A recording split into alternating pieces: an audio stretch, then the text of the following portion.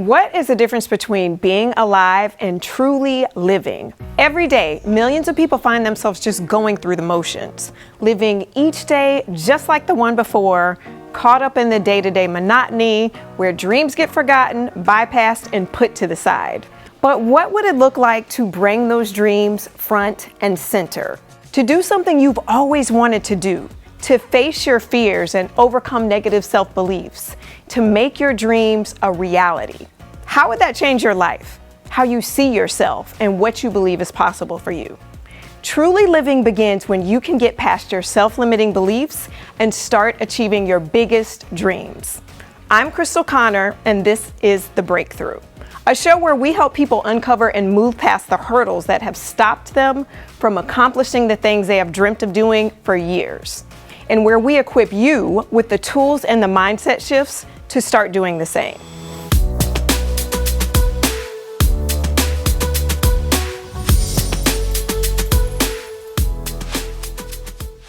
Today, we're gonna help Gaby break through. Gaby is a brilliant archivist with a Master of Science in Library Science. As a lifelong lover of both learning, history, and books, Gaby focused her studies on archives and record management and traveled abroad to England to further her history studies.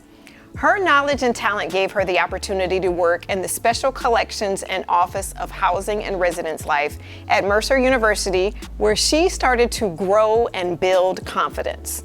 Gaby is an expert at all things order, organization, and structure. There is very little room for chaos, disorganization, or confusion in her work and in her life.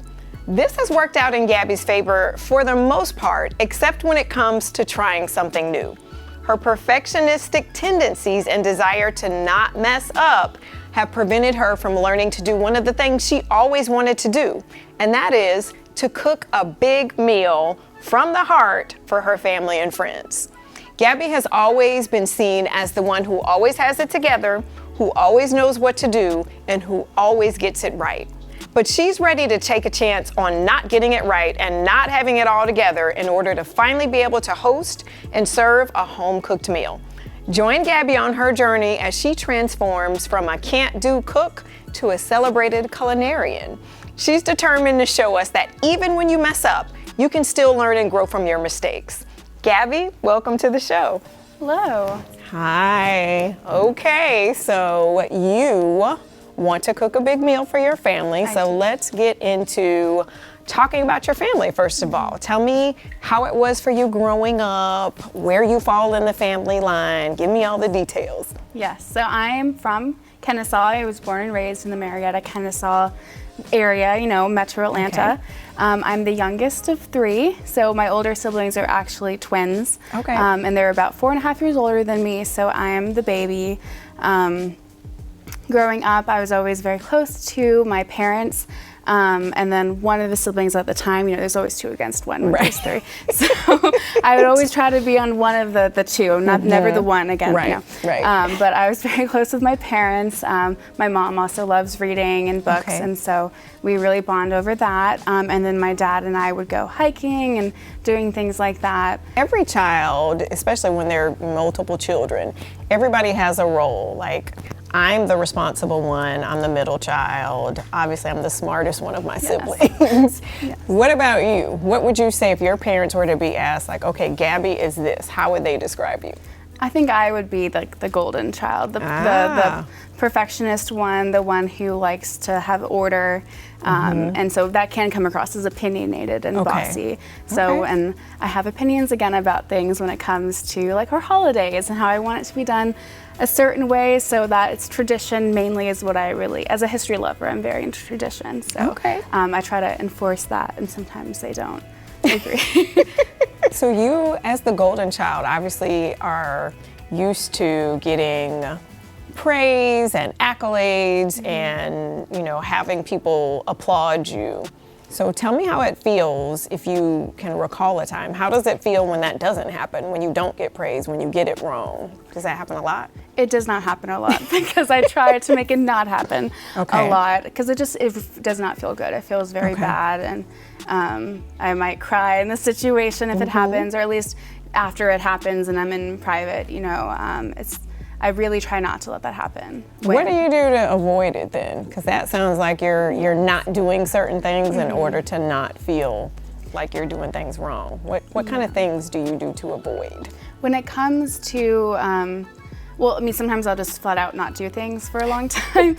Like, for example, I didn't learn to drive for a long time because I was like really worried of like messing up. And you know, the consequences of messing up is really big when you drive. So I just didn't do it until I was in my like early 20s, which is a bit later than a lot of people do.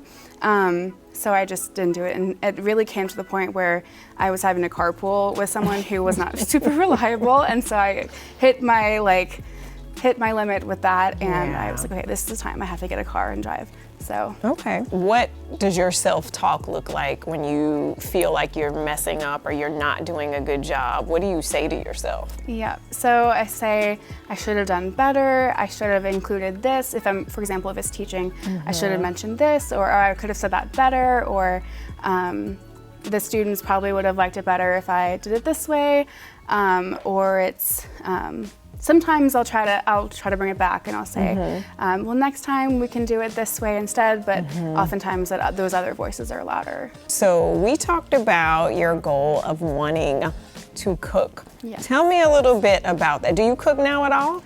Some. I'm not horrible, but I'm also not great.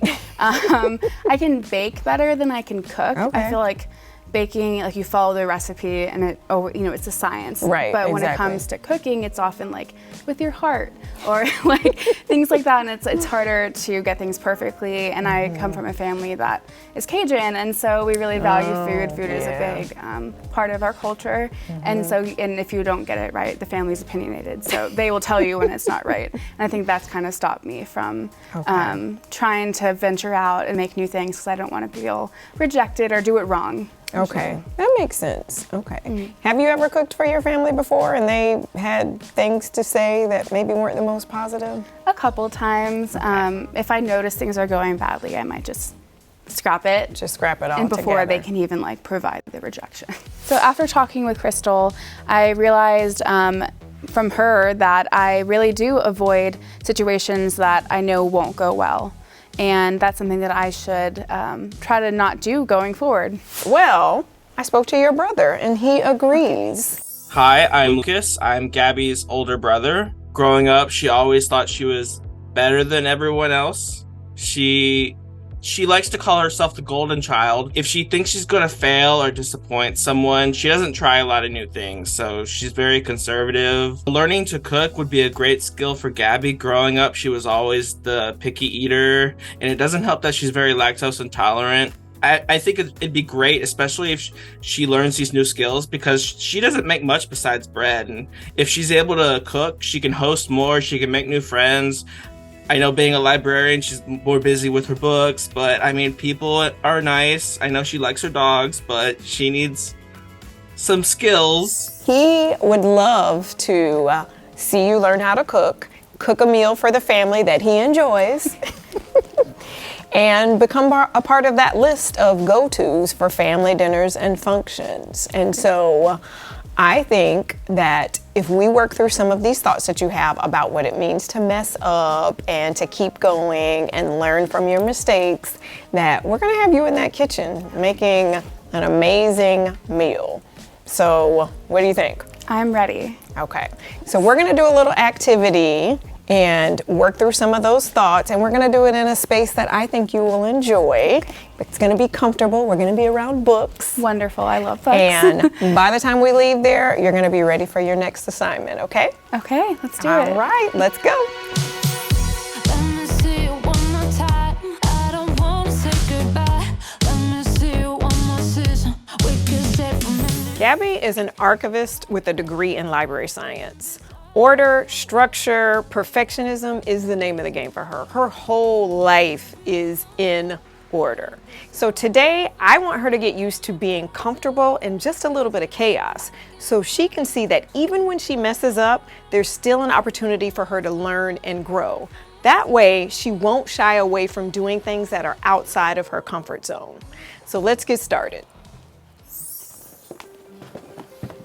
Hi. Hi, ladies. How are you? Doing just fine. How are you? Amazing. Gabby, this is Alexa. Alexa is our expert bookseller, and she's going to be giving you your assignment for today. Awesome. Nice to meet you, Gabby. I've heard that you have a degree in library sciences. I do, yes. So this cookbook section should be a piece of cake for you. And as you can see, it's a little bit scattered. So you are going to be sectioning and tidying and then alphabetizing. So your first task is going to be picking out any books from the shelves that have any spine damage or are otherwise obsolete and putting them into this box here. All right. Awesome. Okay. All right, you got it? I do. Okay. I can do this. Good. We're going to leave you to it, okay? All right. All right. See ya. I got this.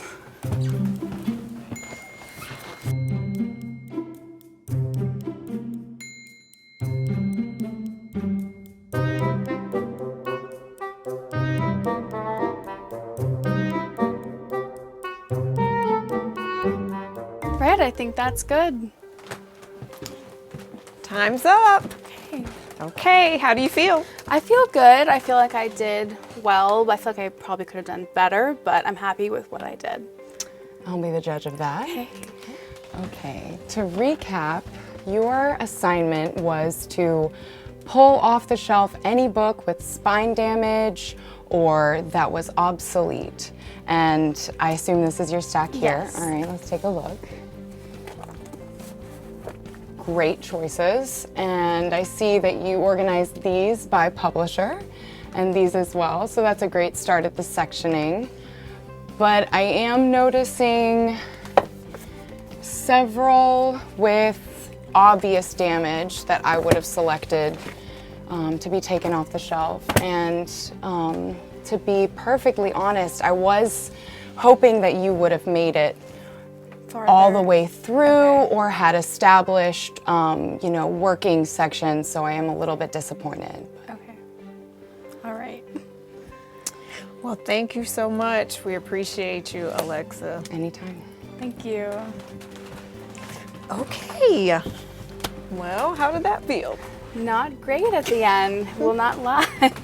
Okay. It's never good to feel like I didn't do as best as I could, but I also understand there's a lot of books here and I couldn't have picked them all out. So. Right, exactly. Okay, well, we are going to maybe grab a couple of these and let's just kind of recap and do a download, okay? Sounds good. All right, perfect. So what we're gonna do is create a new but statement for you, okay? B-U-T. Okay.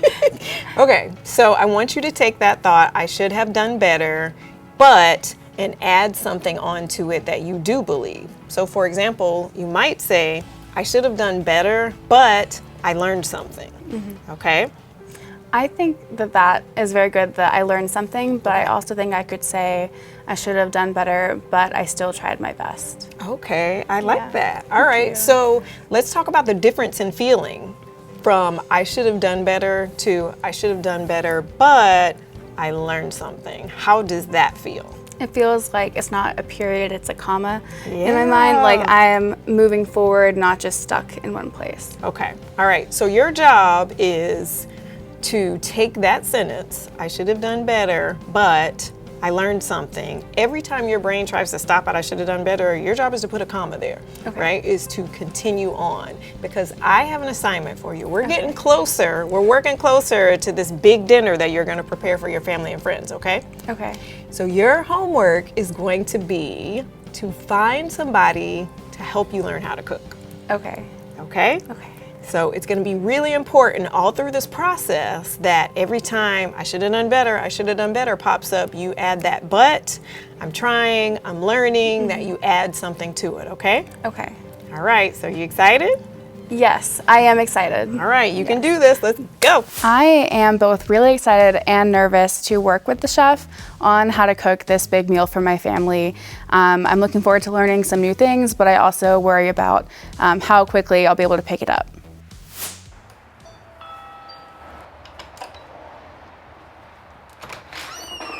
Hi. Hi, welcome. Thank you. Nice. I'm glad you're here. You Yeah. ready to start cooking? I am. Okay, Thank follow you. me.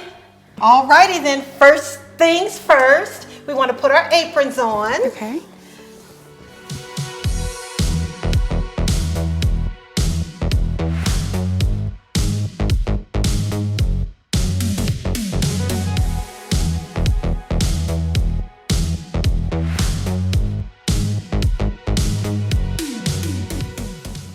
So, I'm gonna test your nose. Okay. What is this? Is that rosemary? Yes! Nice. Didn't it smell good? It smells so nice. Okay, so you take your sprigs of and I've already washed them. Okay. And you take your sprigs of rosemary, peel them off, and just layer them on. And the thing about cooking is that, for me, it's relaxing. Okay. But, and it's a metaphor for life, right? I know one of your challenges is dealing with failure. Mm-hmm. So in life we fail. Okay. And it's okay, right? Mm-hmm. Cooking, you fail. But there's so many ways to fix it. Like if you put too much salt, you add sugar. Okay. If you burn it, you either scrap it or scrape the burn part off and keep it moving.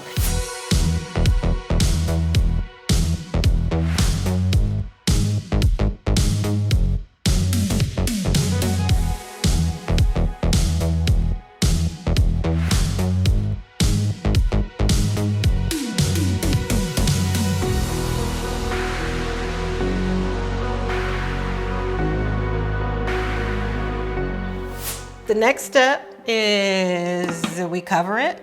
Okay. Now, if you don't have a fancy baking dish, aluminum foil. Okay. Okay? So, put it in the oven, my dear. Okay.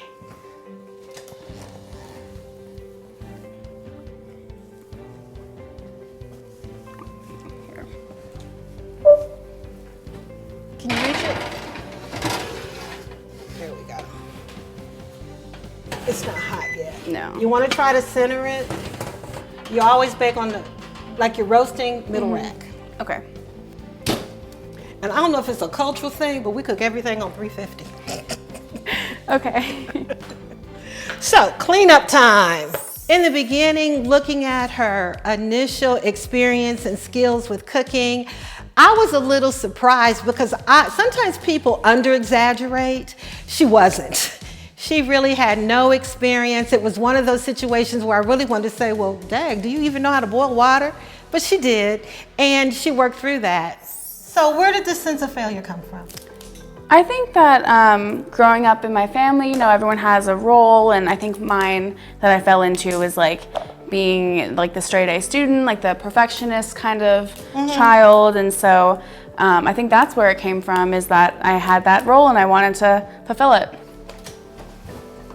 Oh, Gabby, They look so good. Oh my gosh. We did good. Yes, we did. Now, you can get fancy and get a brush, glaze it and all that good stuff, but we ain't doing all that. I'll glaze one. It's so easy.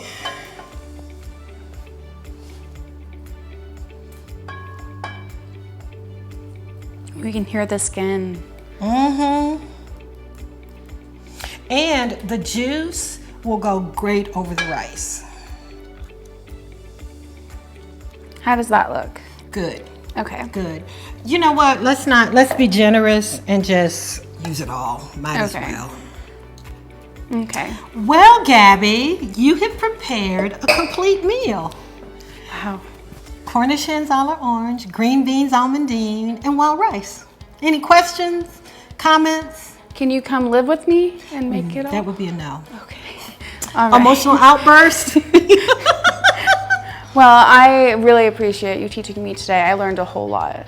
Yeah, I did too. I enjoyed your company. I'm looking forward to your Instagram pictures and text messages. Call me if you need me. Okay. I can be a lifeline when you're cooking. I'm a good listening ear. Okay. And I always wish everybody joy for your journey. Oh, thank you so much. You're welcome. I think that my family is going to be excited to see what I make. I think that they also might be a little bit nervous because I'm not one of the people who are on the list to make holiday meals, but I do think that it's going to be a good experience.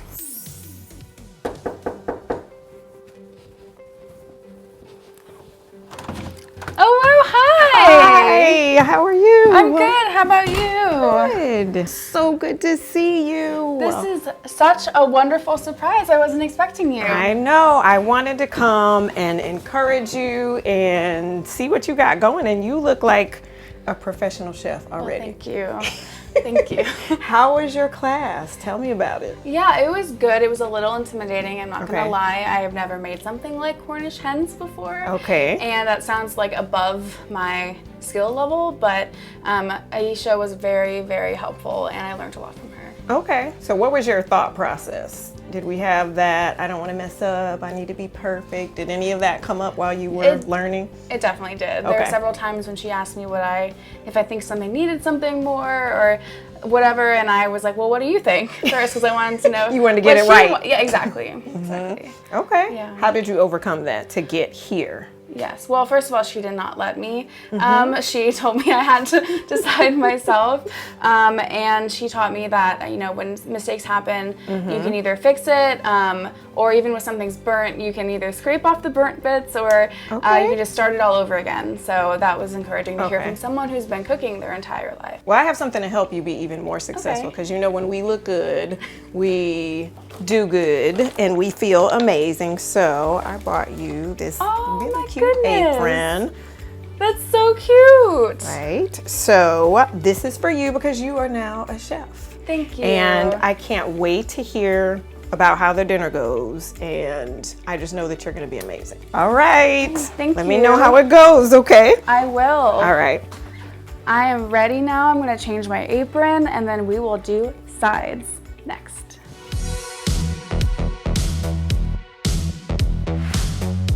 I want my family, after they experience my new skills, to believe in me and my ability of cooking, but also my ability to learn new things and to not let the fear of failure stop me from trying those new things.